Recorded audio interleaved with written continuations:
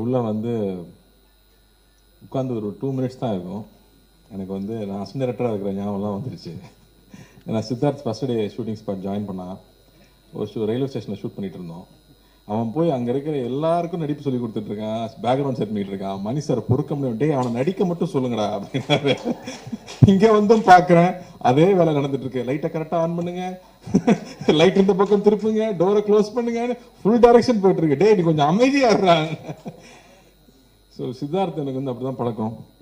நான் அசிஸ்டன்ட் டைரக்டராக ஜாயின் பண்ணியிருக்கேன். நான் சினிமா கற்றுக்கிட்ட ஸ்கூலில் எனக்கு சீனியரு.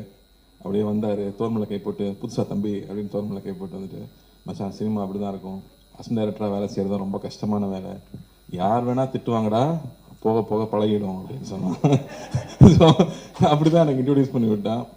ஏன்னா நான் சினிமா குடும்பம்னு சொல்லுவாங்க, அப்படி சொன்னிட்டாலும் அதுக்கு எனக்கு சம்மந்தமே இல்லை. நான் பாட்டுக்கு படிச்சுட்டு எங்கேருந்தோ சினிமா கற்றுக்கிறேன் இங்கே வந்தது.